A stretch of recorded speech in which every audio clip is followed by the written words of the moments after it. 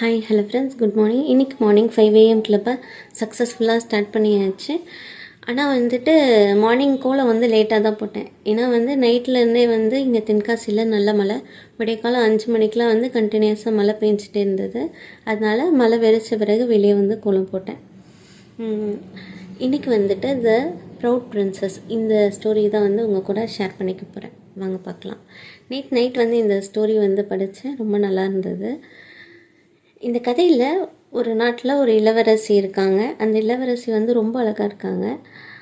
அந்த இளவரசிக்கு அவங்களோட அழகை நினச்சி அவங்களுக்கு ரொம்ப கர்வமும் ரொம்ப பெருமையும் இருந்தது. ஒரு நாள் அவங்க கண்ணாடி பார்த்துட்ருக்கும்போது அவங்க அழகை நினச்சி அவங்க பெருமைப்பட்டுருக்கச்ச அவங்களுக்கு ஒரு குரல் கேட்குது. அந்த குரல் என்ன சொல்லுது அப்படின்னா, உன்னோட அழகை நினச்சி பெருமைப்படுறதுக்கு என்ன இருக்குது அப்படின்னு அந்த குரல் கேட்குது. உடனே இந்த இளவரசிக்கு கோவம் வந்துடுது. நீ யார், எதுக்கு இப்படி சொல்கிற? நான் அழகாக இருக்கேன், இந்த உலகத்துலேயே நான் தான் அழகு, நான் அதனால அதை நினச்சி பெருமைப்பட்டுக்கிறேன், பார்த்துக்கிறேன், உனக்கு என்ன அப்படின்னு கேட்குறாங்க இந்த இளவரசி.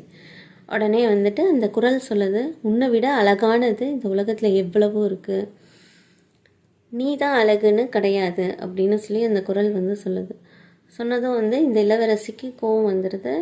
உடனே எப்படி அப்படி சொல்கிற அப்படின்னு சொன்னதும், நான் உனக்கு காமிக்கிறேன், உன்னை விட அழகான 3 இதை என்னால் உன்னுடைய தோட்டத்திலே காட்ட முடியும்னு அந்த குரல் சொல்லுது. உடனே அந்த இளவரசி ரொம்ப ஆர்வமாக, இங்கே முடிஞ்சா காமி, நான் இப்போவே தோட்டத்துக்கு போகிறேன் அப்படின்னு சொல்லிட்டு வேகமாக போகிறாங்க. அங்கே போனதும் அவங்க தோட்டத்தில் இருக்கிற ஒரு குளத்துக்கிட்ட போகிறாங்க. போனதும் அந்த குரல் சொல்லுது, அந்த குளத்தில் இருக்கிற அள்ளி மலரை பாரு, அது எவ்வளவு அழகாக இருக்குது, உன்னை விட அதுதான் அழகு அப்படின்னு சொல்லி அந்த குரல் சொல்லுது. உடனே அப்படியா, இந்த அள்ளி மலர் என்னை விட அழகாக இருக்கா அப்படின்னு சொல்லி கோவமாக கேட்குறாங்க. உடனே அந்த குரல் ஆமாம் அப்படின்னு சொல்லுது. சொன்னதும் வேறு என்ன அழகாக இருக்குது அப்படின்ட்டு கோவத்தோடு கேட்குறாங்க. கேட்டதும் அந்த குளத்திலேயே தெரிகிற நட்சத்திரத்தை பார், அது உன்னை விட எவ்வளவு அழகாக இருக்குது அப்படின்னு சொல்லி அந்த குரல் சொல்லுது. அதுக்கு அடுத்து அப்படியே பொறுமையாக அந்த நட்சத்திரத்தை பார்க்குறாங்க. பார்த்துட்டு அப்போ தான் அவங்க நிதானத்துக்கே வராங்க. அப்புறம் அதை ரசிக்க ஆரம்பிக்கிறாங்க. ஆமாம், எவ்வளவு அழகாக இருக்குது அப்படின்னு நினைக்கிறாங்க. நினச்சிட்டு உடனே 3வது இதை எனக்கு உடனே சொல்லு, வேறு என்ன என்னை விட அழகாக இருக்குது, நான் தெரிஞ்சுக்கணும் அப்படின்னு சொல்லி அந்த இளவரசி கேட்குறாங்க. உடனே அதுக்கு அந்த குரல் நான் நாளைக்கு இதே நேரத்துக்கு உனக்கு சொல்கிறேன், இப்போதைக்கே போ அப்படின்னு சொல்லிடுது. உடனே அவங்க போய் படுத்து தூங்குறாங்க. ஆனால் அவங்களுக்கு தூக்கமே வரல. வேறு என்னவா இருக்கும் அப்படின்னு அந்த சிந்தனையோடு படுத்திருக்காங்க. அடுத்த நாள் சரியாக அதே நேரத்துக்கு அவங்களுடைய தோட்டத்துக்கு வந்துடுறாங்க. வந்ததும் அப்போது அந்த குரல் திருப்பி கேட்குது.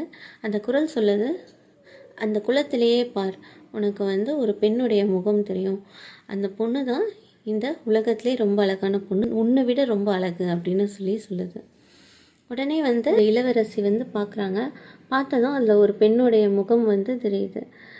அதை பார்த்துட்டு இளவரசி, என்ன இவள் என்னோட அழகான பொண்ணா அப்படின்னு சொல்லிட்டு கேட்குறாங்க. உடனே அந்த குரல் ஆமாம், உன்னை விட அழகு, அந்த பொண்ணுக்கு கண்ணு தெரியாது, ஆனாலும் அவங்க அம்மா அப்பாவை நம்ம தான் பார்த்துக்கணும் அப்படின்னு சொல்லி அந்த பொண்ணு நம்ம பிச்சை எடுத்தாவது அவங்களுக்கு சாப்பாடு போடணும் அப்படின்னு அவங்க அம்மா அப்பாவும் ரொம்ப கஷ்டப்படுறாங்க, அவங்களுக்கு உடம்பு முடியாது, அவங்கள பார்த்துக்கணுன்ற எண்ணத்துக்காக அந்த பொண்ணு உணவுக்காகவும் தங்குற இடத்துக்காகவும் பிச்சை எடுக்குது அப்படின்னு சொல்லுது. அப்படி அதோடைய கைண்ட் ஹார்ட், அந்த பொண்ணுடைய அந்த மனசு, நல்ல மனசு தான் அழகு.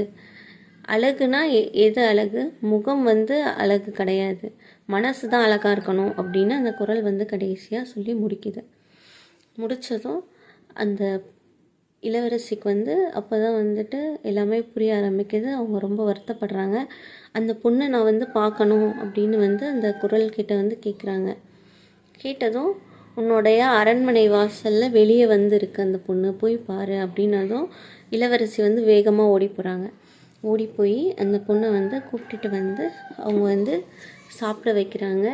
அதுக்கடுத்து அவங்களுக்கு தங்குற இடம், அவங்க அம்மா அப்பா எல்லாரையுமே இந்த இளவரசி கூப்பிட்டுட்டு இவங்க கூட வச்சுட்டு அவங்கள எல்லாரையுமே நல்லா பார்த்துக்கிறாங்க. இந்த கதையோட முக்கியமான கருத்து என்ன அப்படின்னா, நம்மளோட முக அழகோட நம்மளுடைய உள்ளம் தான் வந்து ரொம்ப அழகாக இருக்கணும், எல்லாருக்கும் உதவி செய்யணும், நல்ல பண்போடு இருக்கணும் அப்படின்றது தான் வந்து இந்த கதையில் எடுத்து சொல்கிறாங்க. ஓகே, நாளைக்கு வேறு வீடியோவில் பார்க்குறேன். until then bye from Kalaiselvi. Tata, bye bye, see you.